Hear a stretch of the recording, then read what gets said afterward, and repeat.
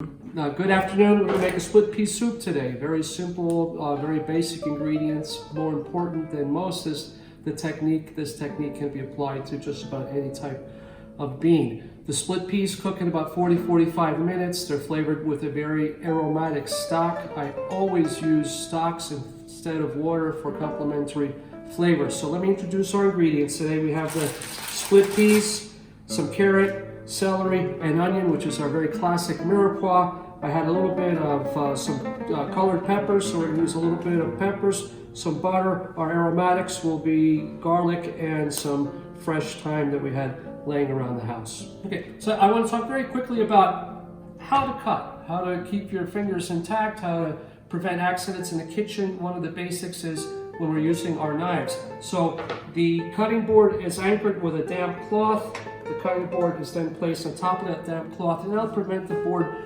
from shifting and spinning while you're cutting. The board will go to the edge of the table, and then we have a chef's knife. The way that you handle the chef's knife is very simple. It's 1, 2, 3, 4, 5. It's sort of like the great-grandfather grabbing the cheeks of the beautiful, fat, chubby little baby. So it's cochetes, it's cheeks, it's 1, 2, 3, 4, 5. And we're going to work corner to corner, from corner to corner, a 45-degree angle, so that when you're cutting, your back isn't twisted.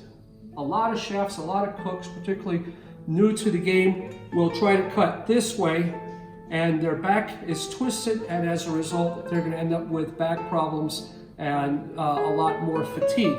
So by shifting the position of your knife to 45 degrees, you eliminate the strain on the back, and it becomes a much easier, more fluid process. So here we go. I have a little bit of celery here. So the knife has contact always with the board. The handle of the knife is for the edge of the cutting board. The cutting board is for the edge of the work table or work surface. The guiding hand, siempre, it always has contact with the knife, and the fingers are in an angle that will prevent you from cutting off your nails or the tips of your fingers. So the constant contact and the movement is a rocking motion, very fluid, and you pull your guiding hand back the same distance through each cut, and then all the cuts are exactly the same. So this is brunoise. This is a very fine dice, and that's what we're looking for, because this soup is going to cook very quickly in about 40-45 minutes. This is what we want to do. We want all of our vegetables to be cut approximately the same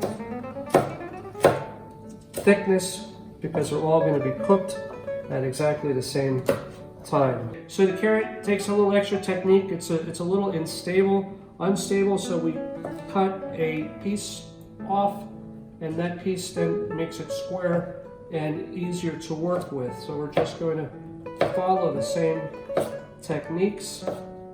We want everything cut the same thickness or thinness, so it all cooks together. So always at the 45-degree angle. Your feet are the same width as your shoulders. Again, your cutting board's to the edge of the table. Your knife is 1, 2, 3, 4, 5. The handle of the knife is to the edge of the work table and the cutting board, and you're going to do the same thing. The knife keeps constant contact with the cutting board. The guiding hand has constant contact with the knife, and you have one sharp, fluid motion, and everything is exactly the same size. So here we have our classic mirepoix, which is 50% volume of your onions with 25% celery and 25% carrot. This is a base aromatic for a majority of the classical cooking soups and sauces.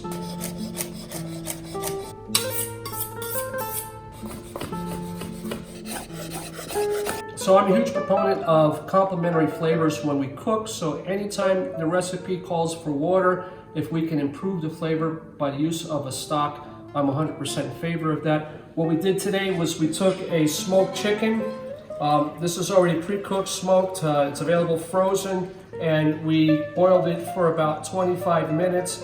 and we have a beautiful flavorful stock for our soup, and then this chicken will be utilized for other dishes later this week. So it's really important that with almost everything that we cook that we start with hot surfaces. So we really want this pan to be very hot. We're going to add the whole butter, then we're going to add our vegetables and saute them, but we want to hear that noise, and that noise is that sizzle in the pan. It's essential that you start with hot pots, hot ovens, hot grills, hot griddles. Everything you're cooking with starts with something very, very hot or preheated. The key to good cooking is to preheat your cooking vessels. We have a nice soup pot here. It feels hot to touch. I'm putting my hand near the surface. We're going to add a couple butter, and that sound is actually magical in the kitchen. So we're letting the butter melt without browning, and we're going to add all of our vegetables. Our vegetables are cut at exactly the same size, so they're all going to cook equally or evenly, and that's super important. And the key here is that we're going to saute. And this sound, again, is absolutely magic in the kitchen. It's talking French, or maybe it's raining really, really hard on the roof and you can hear that sound. That's what we want. We want that reaction. And we're going to continue to saute these vegetables until our onions are translucent. Once our onions are translucent, we've released a lot of essential flavor, and we'll take this to the next step, which will be adding our garlic and our thyme, our aromatics. I have some fresh thyme. We're just going to squeeze that off a little bit, put that in there with 1 whole clove of garlic, which I'm going to break with my hand, and then we'll take this out before we actually serve the soup.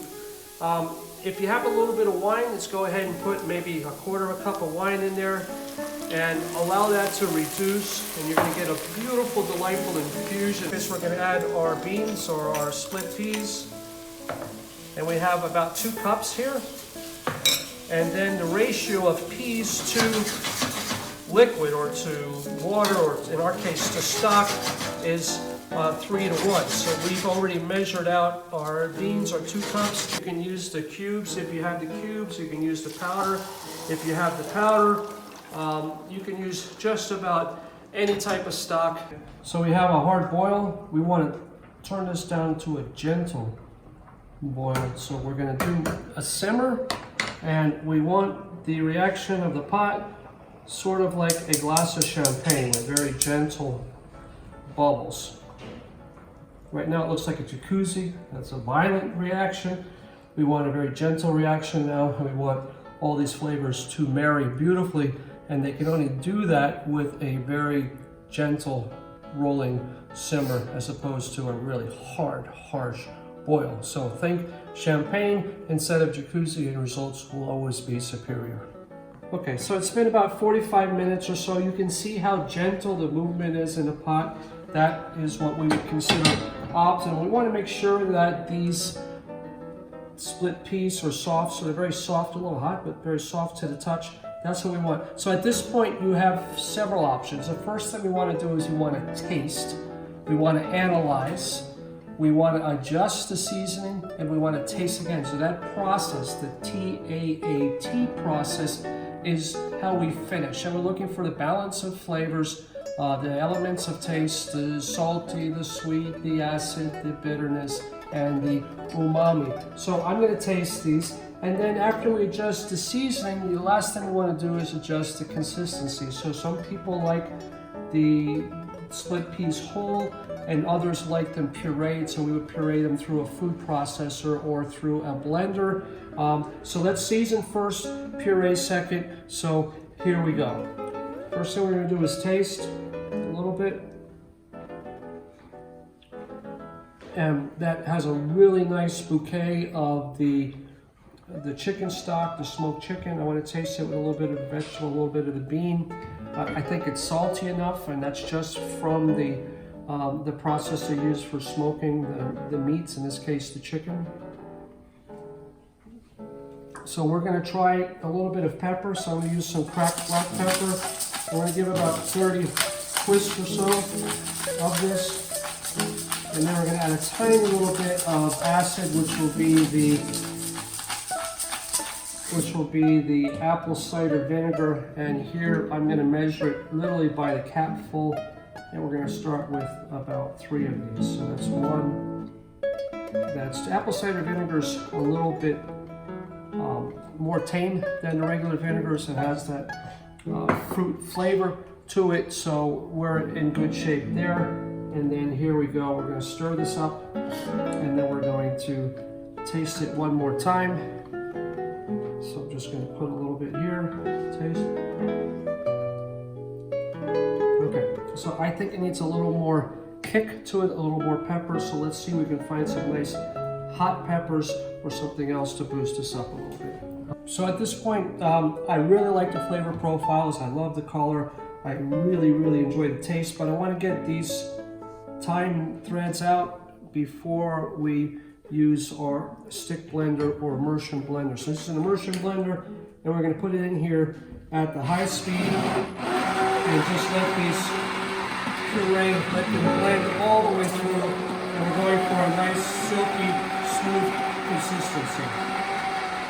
We've pureed, we've adjusted the seasoning, we go through the taste, analyze, adjust, taste again, analyze, adjust, salty, sweet, sour, acidic, and umami. We've got the right consistency. So one final taste, and I think we're ready to serve. That's great. I got a little bit of splashback from the immersion blender. That's pretty common in my kitchen. Typically I wear an apron or even a raincoat. Cheers.